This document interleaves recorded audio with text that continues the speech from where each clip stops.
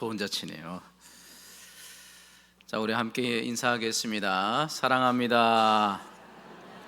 축복합니다. 할렐루야. 하나님 주신 은혜 넘치시길 바랍니다. 오늘 말씀은 영적인 예배입니다. 로마서가 총 16장으로 되어 있는데요, 1장부터 11장까지는 무엇을 믿을 것이냐, 여기에 대한 가르침입니다.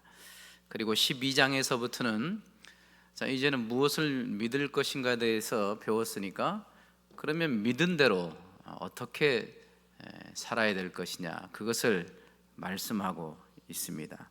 그래서 오늘 본문이 로마서 12장 1절 2절인데요 우리가 예수 그리스도를 믿고 하나님의 자녀가 되었다라는 것을 안 이상, 그러면 이 세상 가운데 우리가 어떻게 사는 것이 하나님 앞에 합당한 삶인가, 그것을 이 12장부터 쭉 설명해 주고 있습니다.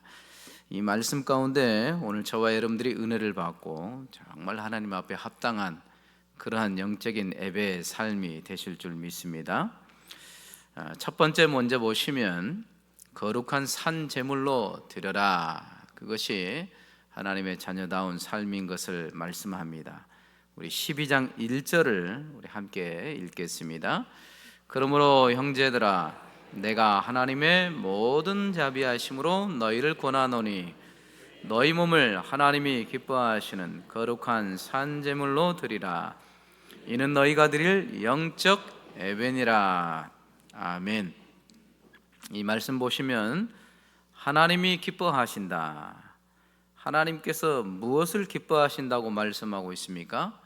너희 몸을 거룩한 산 제물로 드리는 삶, 이런 영적인 삶을 하나님께서 기뻐하신다고 말씀하고 있습니다.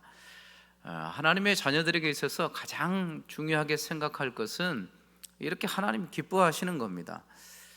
내 삶을 하나님이 기뻐하실까? 또한 우리와 관계된 모든 삶 속에서 하나님이 기뻐하시는 삶을 살고 있는가? 이 절대적 기준이 되는 것이죠.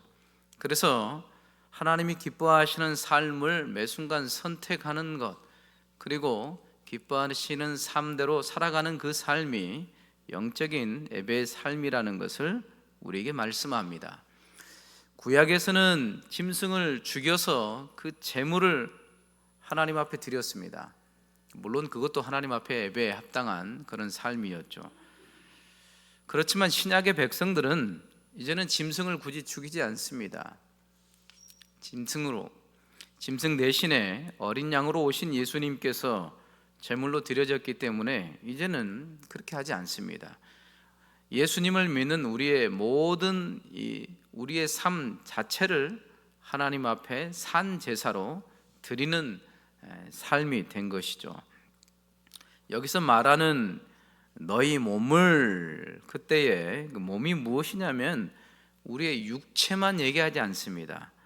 우리의 영혼, 우리의 마음, 우리의 의지, 우리의 감정, 우리의 지성, 우리의 뜻, 우리의 모든 삶을 다 포괄하고 있습니다.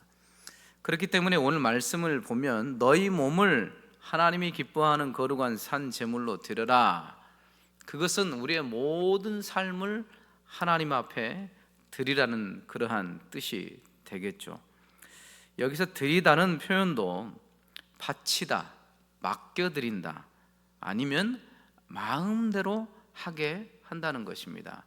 마음대로 하게 한다는 것은 하나님께서 우리의 삶을 이끌어 주셔서 우리가 우리의 삶을 마음대로 살아가는 것이 아니라 하나님의 자녀들은 하나님께서 쓰시고자 하는 대로, 하나님이 원하시는 그 뜻대로 마음대로 사용할 수 있도록 우리가 내어드린다라는 거예요. 맡겨드린다라는 겁니다. 그 의미가 담겨져 있는 것이죠. 그렇기 때문에 거룩한 산 제물로 드린다는 뜻은 우리의 모든 존재의 삶을 하나님의 뜻에 맞추고, 이것이 하나님이 기뻐하신 뜻이구나, 이것을 깨닫는 순간부터 우리의 모든 삶을 하나님이 쓰시도록 그렇게 우리의 삶을 드린다는 것입니다. 그렇기 때문에 우리 자신의 고집이나 욕심이나 아집이나 이런 모든 것들을 철저히 내버리고 온전히 하나님 뜻에 순종하며 살아가는 그 삶이 바로 영적인 예배이고 거룩한 산 제물로 드리는 그런 우리의 거룩한 삶인 것을 말씀하고 있죠. 고린도전서 6장 우리 19절부터 20절을 우리 함께 읽겠습니다. 시작. 너희 몸은 너희가 하나님께로부터 받은 바 너희 가운데 계신 성령의 전인 줄을 알지 못하느냐. 너희는 너희 자신의 것이 아니라 값으로 산 것이 되었으니 그런즉 너희 몸으로 하나님께 영광을 돌리라. 아멘. 우리가 이제는 성령의 전이라는 것이죠. 그러면서 너희는 너희 자신의 것이 아니다. 거듭나지 못했을 때는 마치 우리가 우리 인생의 주인인 것처럼 우리의 삶을 살아갔어요. 그래서 삶의 목적도 삶의 가치관도 우리의 인생의 모든 삶을 내 중심에 초점에 맞춰서 그렇게 살아갔던 것이죠. 그러나 거듭났다라는 것은 무엇이냐면 그렇게 살지 않겠다라는 그러한 뜻입니다. 이제는 그렇게 살 수도 없고요. 오직 하나님 뜻대로 산다고 그렇게 고백하며 살아가는 삶을 얘기합니다. 그것을 값으로 산 것이 되었다라고 말합니다. 거듭난 하나님의 자녀들은 값으로 산 것이 되었어요. 우리 입장에서는 값없는 하나님의 공짜의 선물이지만 하나님께서는 아들 예수 그리스도의 피값으로 우리를 대신해서 사신 거예요.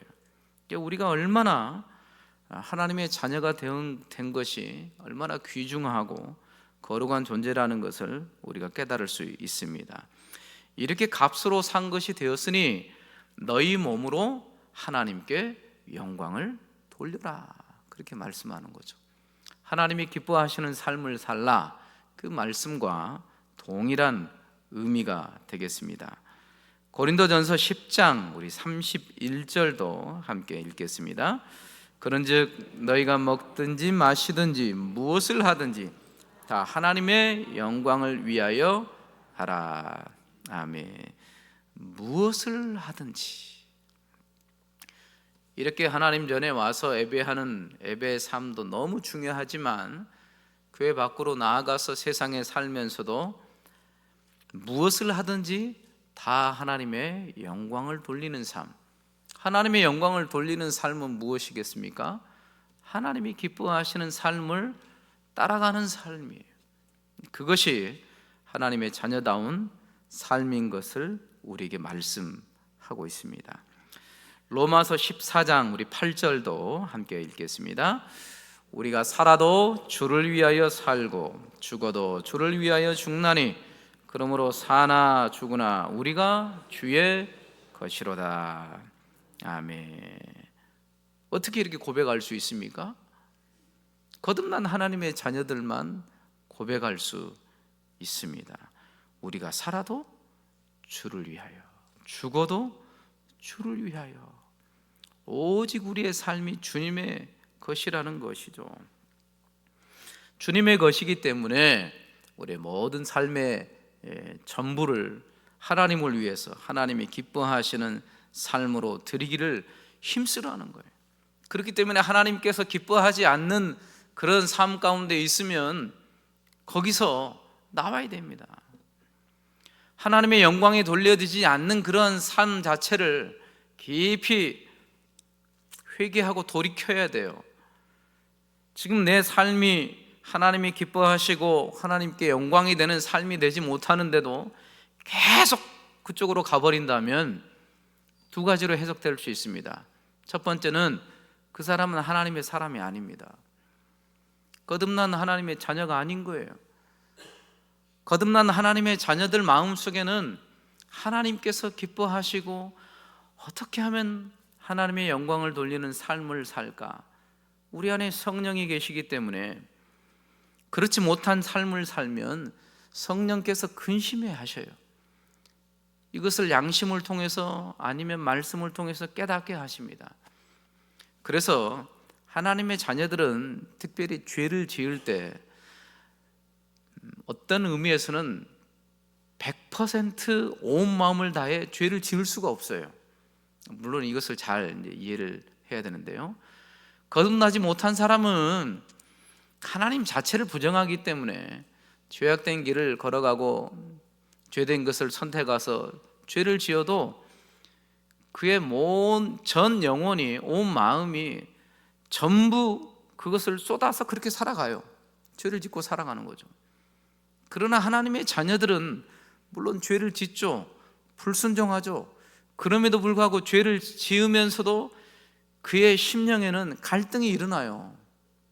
내가 하나님의 자녀인데 하나님이 기뻐하시지 않는 그런 이 선택을 하고 있는데, 이것은 이렇게 하면 안 되는데, 그러면서 죄를 지어요.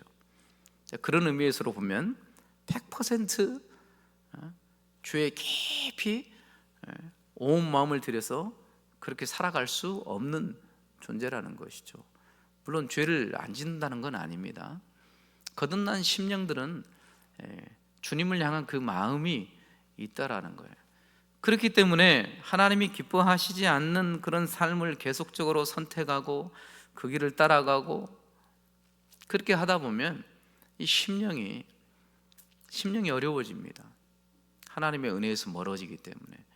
그래서 심령이 아주 공고해지고 그리고 또 강팍해지고, 그러면서 머리로는 내가 하나님의 자녀인데 그런데도 불구하고 이 하나님 관계 속에서 멀리 있는 것을 느끼게 되는 것이죠.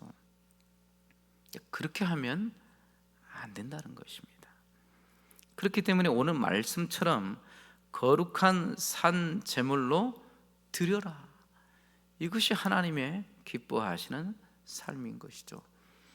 저와 여러분들의 삶 속에서 여전히 하나님 앞에 온전한 우리의 산 제물로 드려지지 않는 것은 무엇입니까? 시간이 될 수 있고요, 우리가 가지고 있는 건강이 될 수도 있고요, 우리의 가족이 될 수도 있고요, 우리의 일이 될 수도 있고요, 우리에게 속한 모든 것 중에 여전히 하나님께 온전히 드려지지 않는 삶, 하나님이 기뻐하시지 않는 그러한 모습들이 있다면 안 된다는 것입니다. 저와 여러분들이 모든 삶을 통해서 하나님이 기뻐하시는 거룩한 산제사로 나아가시길 축원합니다. 나아가시길 축원합니다. 한 발은 세상에, 한 발은 교회에. 그러면 안 돼요. 주님 앞에 살기를 고백했고, 그리고 또 하나님의 자녀라면 깊숙이, 한번 따라할까요? 깊숙이 은혜에 잠긴 물에 푹 들어가야죠. 그래야 하나님이 기뻐하시는 삶을 살아갈 수 있는 것이죠. 그리고 두 번째로는 오직 마음을 새롭게 함으로 변화를 받으라. 우리 2절 말씀 우리 함께 읽겠습니다. 너희는 이 세대를 본받지 말고 오직 마음을 새롭게 함으로 변화를 받아 하나님의 선하시고 기뻐하시고 온전하신 뜻이 무엇인지 분별하도록 하라. 아멘.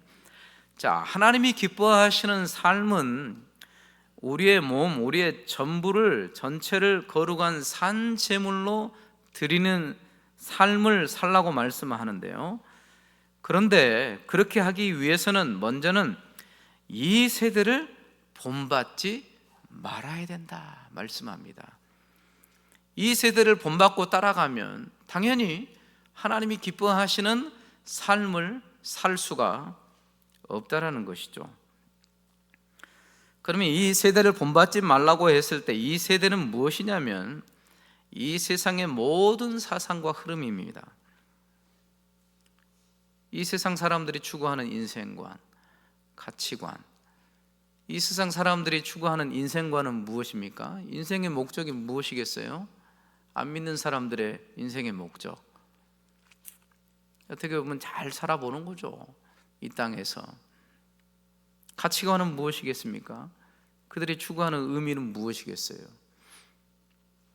딱 한마디로 정의하면 하나님 없는 삶이에요. 하나님 없는 삶. 하나님께서 기뻐하시는지 하나님께서 싫어하시는지 전혀 무지하기 때문에 알지도 않고요. 그런 하나님의 뜻은 전혀 무시해버리고 자기의 인생관 가치관을 자기 중심으로 살아가는 삶의 모든 방식과 그런 기준을 얘기합니다. 그러니까 세상에 기준은 없어요. 자기가 기준이 되죠. 자기가 성공하면 그것이 기준이 되고 자기가 실패하면 다른 사람이 또 기준이 되겠죠. 그러나 하나님의 자녀들에게는 분명한 기준이 있습니다. 절대적인 기준이 있어요. 너무나도 선명합니다. 하나님. 계속적으로 말씀드리지만 하나님이 기뻐하시는 그 기준점이 있는 것이죠. 그리고 하나님께서 싫어하시는 기준점이 너무 분명해요. 그런데 이 세상에 이 세대는 하나님의 기준점이 없어요. 하나님이 기준점이 되지 않고 이 세상에 살아가는 모든 삶의 육신적인 본성대로 기준을 꼽기 때문에, 그렇기 때문에 이 세대를 본받지 말라고 하십니다. 이 세상을 본받는다는 것은 하나님이 기뻐하시지 않는 삶이라고 말씀하는 겁니다. 우리 골로새서 3장 9절부터 10절을 우리 함께 읽겠습니다. 너희가 서로 거짓말을 하지 말라. 옛사람과 그 행위를 벗어버리고 새 사람을 입었으니 이는 자기를 창조하신 이의 형상을 따라 지식에까지 새롭게 하심을 입은 자니라. 아멘. 여기 보면 옛사람과 그 행위를 벗어버려라. 옛사람과 그 행위는 무엇일까요? 이 세대를 쫓아가는 삶이에요. 하나님을 믿지 않는 그런 사람들이 쫓아가는 삶의 방식과 가치관이에요. 예수 믿었는데도 여전히 세상 사람들처럼 구별되지 못하고 믿는 사람인지 안 믿는 사람인지 모른다면 그것은 문제가 있다는 것입니다. 창세기 6장 5절부터 7절 말씀도 우리 함께 읽겠습니다. 여호와께서 사람의 죄악이 세상에 가득함과 그의 마음으로 생각하는 모든 계획이 항상 악할 뿐임을 보시고 땅 위에 사람 지으셨음을 한탄하사 마음에 근심하시고 이르시되 내가 창조한 사람을 내가 지면에서 쓸어버리되 사람으로부터 가축과 기는 것과 공중의 새까지 그리하리니 이는 내가 그것들을 지었음을 한탄함이니라 하시니라. 아멘. 오늘 창세기 6장에서는 이 세상의 삶의 방식대로 살아가는 죄된 본성의 모습을 설명하고 있는데요, 죄악이 세상에 가득함과 그의 마음으로 생각하는 모든 계획이 항상 악할 뿐임을 하나님께서 보고 계셨다라는 거예요. 세상 사람들이 먹고 마시고 행하는 거 뭐가 악합니까? 근데 하나님 보셨을 때는 그게 악하다라는 거예요. 그 살아가는 삶 자체가 왜 악합니까? 그 중심에 하나님 빠져 있어요. 먹고 마시며 행하는 모든 삶, 돈도 벌고 열심히 운동도 하고 자기의 삶을 관리하고 보람 있게 살아가고 사람들이 볼 때는 정말 좋은 것이지만 하나님 볼 때는 이렇게 악할 수밖에 없다라는 거죠. 그 중심에 하나님이 안 계시는 거예요. 자기를 만드신 분이 누군지도 모르고 이 온 세상이 어떻게 흘러가는지도 알지도 못하고 하나님의 뜻은 전혀 생각하지도 않고 관심도 없는 그들의 삶의 중심의 모습을 보는 거예요. 하나님 보셨을 때는 그것이 얼마나 악한 것인가를 보셨다라는 거죠. 그러면서 그 악한 모습을 보시면서 마음에 근심하시고 한탄하시면서 결국 이들에게 행한 징벌은 내가 지면에서 쓸어버리되, 사람들이 볼 때는 정말 가치 있고 보람되고 소중하고 귀하고 얼마나 소중합니까? 그런데 하나님께서 보실 때에 결과적으로는 이 지면에서 쓸어버릴 수밖에 없는 이런 악한 세대의 삶의 가치관과 인생관, 얼마나 허무합니까? 얼마나 허무해요. 바로 그런 모습들이 이 세대 사람들이 살아가는 삶의 추구점이라는 거예요. 결과적으로 보면 남는 것이 하나도 없는 것이죠. 그런데 하나님의 자녀들이 이 세대를 뭐가 좋다고 본받고 그것을 추구하며 동일하게 그것을 붙들고 살아가느냐 이거예요. 이 세대를 본받고 살아가다 보니까 당연히 거룩한 삶으로 하나님이 기뻐하시는 삶을 드릴 수가 없죠. 드릴 수가 없죠. 어떻게 드리겠어요?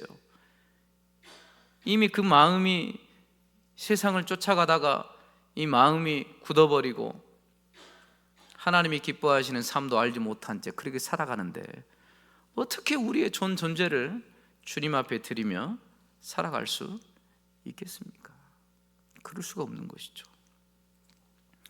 신명기 12장 우리 29절에서 31절도 우리 한 목소리로 함께 읽겠습니다. 시작.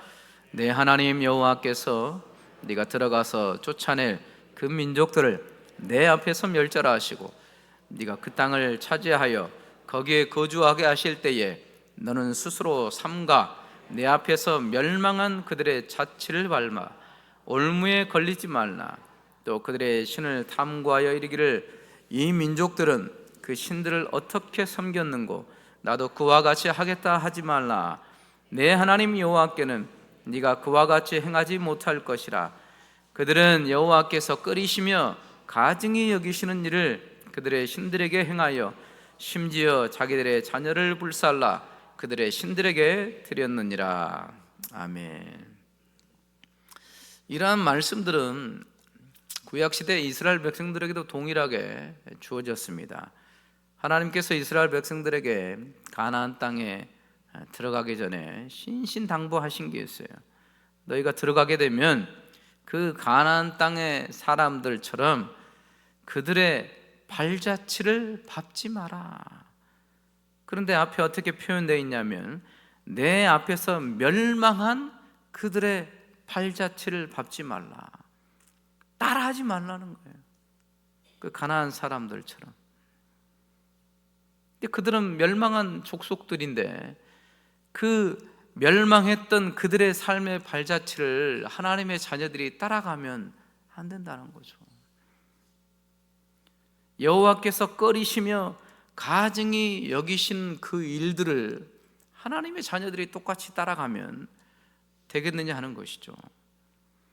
만약에 그들의 발자취를 밟아서 따라가면 그것이 올무에 걸리게 되고 함정에 빠지게 되는 거예요. 영적으로 깊이 침체됩니다.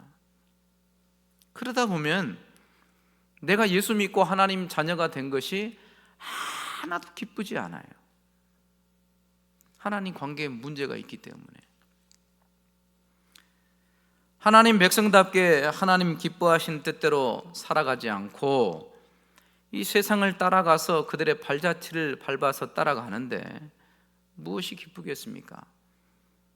하나님이 기뻐하시지 않는 그 뜻을 거슬러서 살아가는데 어떻게 그런 사람들에게 평안과 기쁨과 은혜와 감사가 있겠어요? 절대 없습니다. 이런 사람들 마음속에는 지옥밖에 없어요. 지옥의 고통과 불안함과 두려움과 하나님의 자녀들이 그렇게 살아가는데 얼마나 불행한 거예요. 그렇게 하지 말라는 것입니다. 갈라디아서 1장 4절에 이렇게 말씀합니다. 우리 함께 읽겠습니다. 그리스도께서 하나님 곧 우리 아버지의 뜻을 따라 이 악한 세대에서 우리를 건지시려고 우리 죄를 대속하기 위하여 자기 몸을 주셨으니. 아멘. 이 악한 세대에서 우리를 건지셨다는 거죠. 그런데 이 악한 세대를 따라 또 살아가다니 있을 수 없다라는 것입니다. 여러분들이 이 세대를 본받을 이유가 전혀 없어요. 세상 사람들이 잘 됩니까? 배 아플 일이 전혀 없어요. 본받을 게 하나도 없어요. 우리에게 주시는 상급, 우리에게 주신 기업 다 하나님께로부터 옵니다. 세상 사람들이 추구하는 것은요, 있다가 없어지는 거예요. 멸망을 자초할 뿐입니다. 그런 이 세대 가운데 여러분들이 따라가지 마시고 경계하셔야 돼요. 만약에 이렇게 살았다가 하나님 관계 속에서 내가 더 하나님과 멀어지면 어떡하지? 내 마음속에 하나님 주신 은혜가 더 떨어지면 어떡하지? 이런 영적인 조바심이 있어야 돼요. 근데 이런 것 없이 똥인지 된장인지 그것도 모르고 다 섭취해버리면 그럼 어떻게 거룩한 삶을 살아갈 수 있겠습니까? 그래서 너희는 이 세대를 본받지 말고, 우리 한번 따라하겠습니다. 오직 마음을 새롭게 함으로 변화를 받으라. 이겁니다. 오직 마음을 새롭게 함으로 변화를 받아야 돼요. 결론적으로 나왔습니다. 자, 우리의 삶이 하나님이 기뻐하시는 거룩한 산제물이 되고 영적인 예배로 하나님이 기뻐하시는 삶을 살아가야 되는데, 어떻게 그런 삶을 살아갈 수 있다는 것입니까? 소극적으로는 이 세대를 본받지 말아야 되고, 적극적으로는 오직 우리의 마음을 새롭게 함으로 변화를 받아야 된다는 거예요. 이 세대를 본받아서 따라가는 것도 뭐가 중심이 됩니까? 우리의 마음이거든요. 우리 인간의 이 중심이 이 마음에 있습니다. 그래서 마음이 보고 생각한 대로 따라가기 마련이에요. 그렇기 때문에 이 세대를 본받지 않고 따라가지 않고 하나님이 기뻐하시는 삶을 살 수 있는 비결은 우리의 마음을 늘 새롭게 해야 된다는 거예요. 이 세상 가운데 살아가면서 이 세대를 본받지 않지만 이 세상 가운데 살아가면 또 우리의 심령이 오염되고 또 그럴 수가 있거든요. 그럴 때마다 우리의 마음을 새롭게 함으로 변화를 받아야 된다고 말씀하고 있습니다. 우리의 마음을 어떻게 새롭게 변화받을 수 있습니까? 이것은 오직 성령에 의해서 우리의 마음이 새로워지는 거죠. 하나님께서는 하나님의 자녀들의 심령을 먼저 새롭게 하셔요. 새롭게 하셔요. 미끄러졌던 우리의 마음, 죄로 오염되었던 우리의 마음, 고집스러웠던 우리의 마음, 이기적이었던 우리의 마음을 주의 성령께서 어느 순간에 새롭게 하셔요. 은혜의 물을 다 부어주셔서, 그래서 우리의 더럽혀진 우리의 심령이 깨끗해지는 것을 경험합니다. 이것은 은혜의 방편들을 통해서 그렇죠. 예배할 때, 또 간절히 찬양할 때, 말씀을 또 들을 때에, 개인적으로 큐티하며 묵상할 때에, 성도의 교제 가운데 주의 은혜를 사모하며 나아갈 때, 주의 성령께서 그런 간절한 심령들 가운데 하나님의 자녀들에게 하늘의 신령한 은혜를 공급해 주셔요. 그래서 그 은혜로 말미암아 우리의 이 마음과 심령이 새롭게 되는 것을 경험하게 되는 겁니다. 우리는 죄 하나라도 우리 스스로 이길 수가 없어요. 하나님이 기뻐하시는 것 머리로는 알지만 실제로 선택 잘 못합니다. 갈등해요. 그리고 도리어 더 하나님이 기뻐하시지 않는데도 잘못된 것을 선택하며 결정할 때가 상당히 많습니다. 우리의 힘으로 하는 게 아니에요. 하나님이 주시는 은혜의 힘으로 우리의 심령이 새롭게 되고 생각이 새로워지고 우리의 지성이 새로워지고 우리의 감정이 새로워져서 하나님 앞에 살아갈 수 있는 그런 전인격적인 이 마음이 되는 거예요. 그럴 때 하나님 앞에 합당하게 살아갈 수 있게 되는 것이죠. 잠언 4장 23절을 우리 함께 보도록 하겠습니다. 읽겠습니다. 모든 지킬 만한 것 중에 더욱 내 마음을 지키라. 생명의 근원이 이에서 남이니라. 아멘. 모든 지킬 만한 것 중에 더욱 내 마음을 지켜라. 지켜야 되는 거예요. 하나님 주신 은혜의 마음을 붙들 수 있어야 돼요. 그 은혜가 새어나가지 않도록 그 받은 은혜를 더 충만하게 우리의 삶 속에서 흘러보낼 수 있도록 그것을 지켜나가야 된다는 거예요. 그래서 여러분들이 보고 듣고 행하는 이런 모든 오감의 삶을 통하여서 하나님의 은혜 가운데서 멀어지는, 하나님이 기뻐하지 않는 것들은 여러분들이 과감하게 내가 보지 않겠다, 내가 듣지 않겠다 결단하셔야 돼요. 하나님께서 은혜의 통로로 우리에게 은혜를 허락하셔서 우리의 심령을 새롭게 하시지만, 그러나 그 이후에 우리의 심령을 지키지 않으면 하나님도 어떻게 못하십니다. 어떻게 못하셔요. 자기 집 현관문을 다 열어놓고 밖에 일부러 돌아다니면, 그러면 뭐 하라는 겁니까? 도둑님에게 우리 집 문이 열렸으니까 들어오셔서 다 가져가십시오. 그거하고 똑같죠. 문이라는 문은 다 열어놓고 밖에 나가서 걱정하는 거예요. 우리 집 문 다 열어놨는데 혹시 누가 들어와가지고 다 훔쳐가면 어떡하지? 그 이불 밑에 넣어놨는데 아무 소용없어요. 잠궈야죠. 근데 그런 것처럼 우리의 심령도 그렇다는 거지. 하나님이 주신 은혜의 심령으로 그 은혜를 지키려고 힘써야 돼요. 지키려고. 세상 속에서. 근데 은혜는 점점점 고갈되고 영적으로 힘들어지는데 그것을 모르고 하나님의 은혜를 간절히 사모하지도 못하고 그냥 자기의 심령을 내버려둬요. 그냥 될 대로 되라, 가는 대로 가버려요. 그러니 어떻게 이길 수가 있습니까? 어떻게 하나님의 기쁘신 뜻을 선택하며 살아갈 수 있겠어요? 그러니까 이미 끝난 거예요. 이미 결론 난 겁니다. 내가 하나님의 자녀이지만 하나님의 자녀답게 사는 건 내가 포기하겠다, 그거하고 똑같아요. 그런 사람에게는 누구도 어떻게 할 수가 없어요. 하나님께서 은혜 주시지만 그걸 쏟아버리면 아무 소용이 없습니다. 그렇기 때문에 지킬 만한 것 중에서도 더욱 너의 마음을 지키라고 말씀하는 거예요. 그러므로 우리는 날마다 우리의 마음을 새롭게 함으로 변화받기를 힘써야 돼요. 여러분들의 마음은 어디에 있습니까? 하나님이 기뻐하시고 하나님이 원하시는 그곳에 있습니까? 아니면 어떻습니까?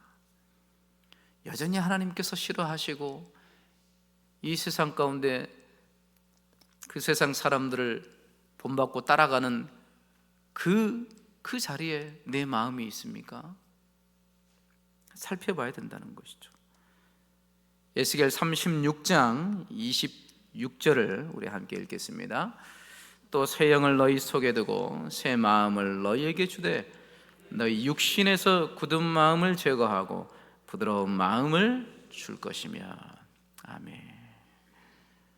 그러나 이것을 깨닫고 하나님의 은혜가 없었구나, 내 심령이 강팍하였구나, 하나님의 기뻐하신 대로 뜻대로 살아가지 않는 내 이 굳어버린 심령을 깊이 회개하면서 다시금 하나님 앞에 주님의 은혜를 간절히 사모하며 나오시면 주의 성령께서 그 굳은 마음을 제거하고 부드러운 심령을 주셔서 우리의 마음을 새롭게 하신다는 거예요.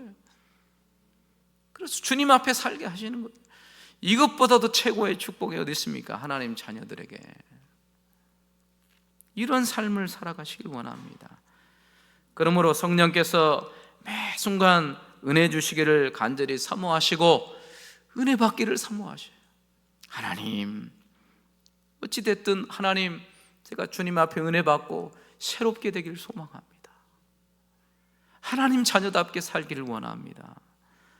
하나님이 기뻐하시는 그 삶을 하나님 온전히 드리기를 원합니다. 그런 간절한 마음과 기대로 하나님 앞에 나아갈 때에 우리 하나님이 외면하시지 않아요. 반드시 응답하시고 역사하시고 은혜의 단비를 부어주시는 줄 믿습니다. 사랑하는 성도 여러분, 하나님께서 주신 그 사랑 안에서 우리의 모든 삶을 주님 앞에 드리길 힘쓰십시오. 그리고 세상이 추구하는 삶의 방식과 기준을 쫓지 마시고 하나님 말씀 안에서 하나님이 기뻐하시는 뜻을 선택하고 그렇게 살아가기를 힘쓰시길 바랍니다. 그래서 하나님 받으시는 합당한 예배와 삶으로 주님 앞에 살아가시는 복된 성도들 되시길 바랍니다. 기도하겠습니다.